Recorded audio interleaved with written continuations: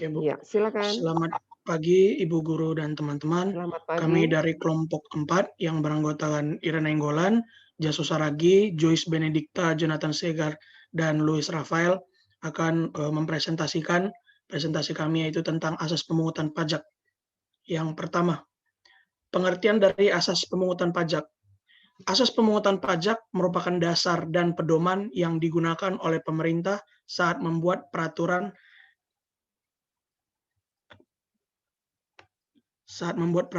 atau melakukan pemungutan pajak. Asas pemungutan pajak menurut buku ada 4. Pemungutan pajak hendaknya menjunjung tinggi asas-asas pemungutan pajak yang dikemukakan oleh Adam Smith dalam bukunya Wealth of Nations. Adapun asasnya adalah sebagai berikut. Yang pertama, equality, yaitu asas yang menekankan pentingnya keseimbangan berdasarkan kemampuan tiap subjek pajak.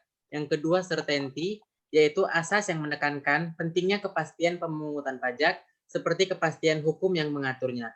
Yang ketiga, convenience of payment, yaitu asas yang menekankan pentingnya saat dan waktu yang tepat dalam memenuhi kewajiban perpajakan. Yang keempat, ada economics, yaitu asas yang menekankan pentingnya prinsip ekonomi dalam pemungutan pajak. Asas pemungutan pajak di dunia ada 3 yang kerap dijadikan pedoman di dunia, yaitu yang pertama asas tempat tinggal, yaitu pemungutan pajak dilakukan berdasarkan domisili atau tempat tinggal seseorang. Yang kedua, asas kebangsaan, yaitu pemungutan pajak dilakukan berdasarkan kebangsaan seseorang.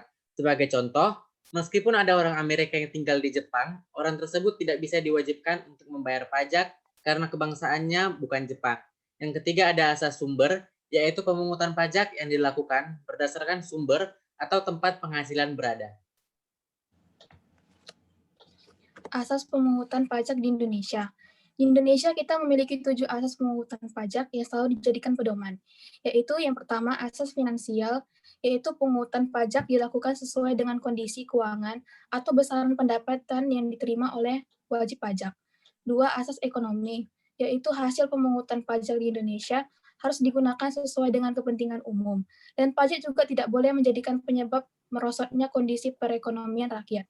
Yang 3, asas yuridis, yaitu asas yuridis pemungutan pajak di Indonesia adalah pasal 23 ayat 2 Undang-Undang Dasar tahun 1945.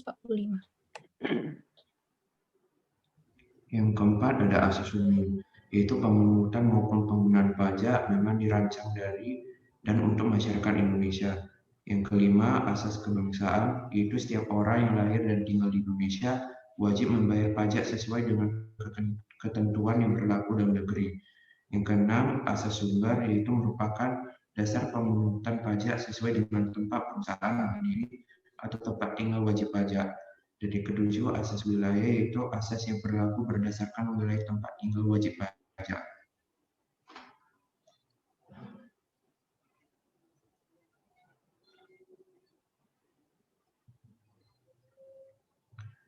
Undang-undang pemungutan pajak di Indonesia. Di Indonesia ada beberapa undang-undang yang mengatur tentang pemungutan pajak, yaitu A. UU Nomor 28 Tahun 2007 tentang Ketentuan Umum dan Tata Cara Perpajakan atau KUP. B. Undang-Undang Nomor 36 Tahun 2008 tentang Pajak Penghasilan atau PPh. C. Undang-Undang Nomor 42 Tahun 2009 tentang Pajak Pertambahan Nilai Barang dan Jasa serta Pajak Penjualan atas Barang Mewah. D. Undang-Undang Nomor 19 Tahun 2009 tentang aturan dan prosedur penagihan pajak dengan surat paksa. E. Undang-Undang Nomor 20 Tahun 2000 tentang biaya perolehan hak atas tanah dan bangunan. F. Undang-Undang Nomor 14 Tahun 2002 tentang pengadilan pajak yang berlaku di Indonesia. Untuk presentasi, kelompok kami membuat kesimpulan dari materi yang kami bawakan.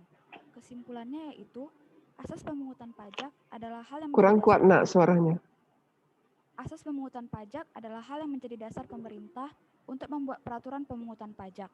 Dan juga pemerintah harus menjalankan pemungutan pajak sesuai dengan asas-asas yang berlaku dan tentunya dengan sesuai dengan prosedur yang sudah ada serta mematuhi undang-undang yang mengatur perihal pemungutan pajak. Sekian dari presentasi kami. Terima kasih. Oke. Nah, kembali ke awal, Nak. Josephina nampakkan semua. Oke. Nah, dengarkan di sini. Dari semua ajas pajak baik yang menurut Adam Smith, bahkan menurut dunia, bahkan juga yang dilakukan di Indonesia itu ada 7 ajasnya kan.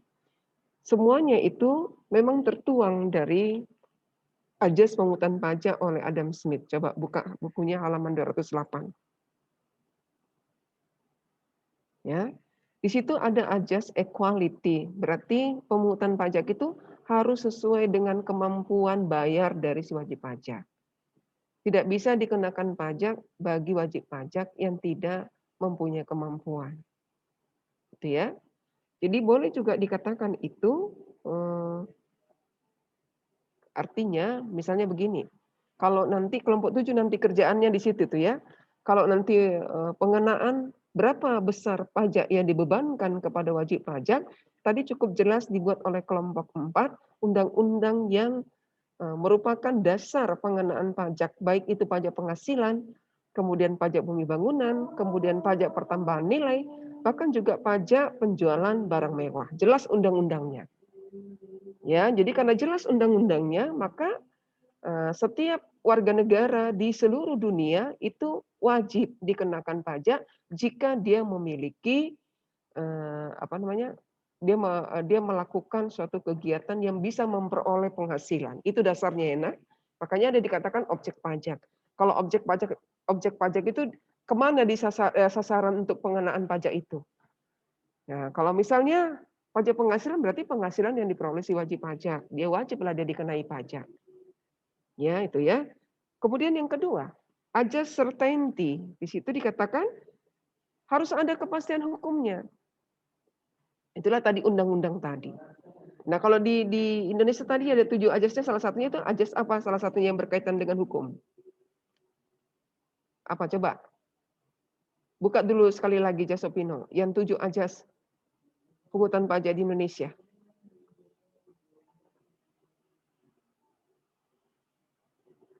Ya, perhatikan baik-baik semua ya. Nah, besarkan dulu, Nak. Nah, coba lihat di nomor 1 ini. Ajas finansial, berarti dia itu berhubungan dengan equality kan?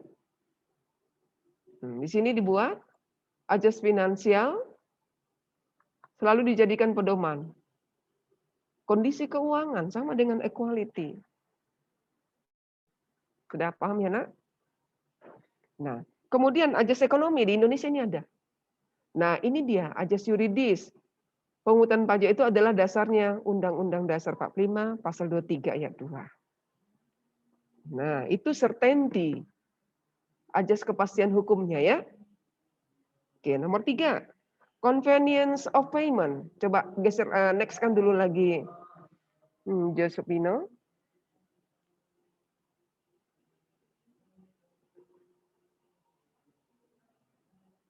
Nah, ini ajas umum ini sama itu dengan kepastian hukum. Ya.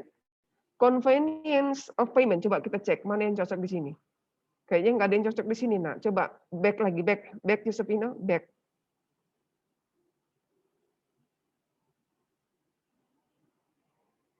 Oh, ini kayaknya bisa masuk ke sini lah, nomor 1 aja, Nak, ajas finansial. Convenience of payment itu maksudnya dipungut pajak itu karena memang si wajib pajak memperoleh penghasilan. Pada saat dia memperoleh penghasilan dikenai pajak. Jangan pada saat dia bangkrut dikenai pajak. Atau kalau seperti kami yang memperoleh gaji, jangan pada saat bulan tua dikenai pajak. Gitu, ngerti kan? Ya pada saat kami terima penghasilan lah kami dikenai pajak. Maka kami biasanya guru di sini juga dikenai pajak penghasilan. Caranya gimana? Kami dipotonglah dari gaji yang kami peroleh itu, dikenakan beban untuk pajak. Itulah maksudnya convenience of payment. Dan yang terakhir, economic. Pemerintah di dalam mengutip pajak juga ada biaya, nah, ada biaya pengenaannya. Janganlah pulanya lebih tinggi biaya beban untuk untuk mengutip pajak itu daripada jumlah rupiah yang diterima dari masyarakat. Kan mau kadang-kadang orang seperti itu. Lebih tinggi beban apa namanya? Di sini coba lihat dulu yang nomor 4 ya. Biaya yang dikeluarkan dalam melaksanakan pemungutan itu. Kan pemerintah yang memungut kan, biaya pemungutan itu lebih besar daripada pajak yang diterima. Itu masuknya ajas ekonomi. Oke, paham? Yuk. Siapa yang masih kurang paham?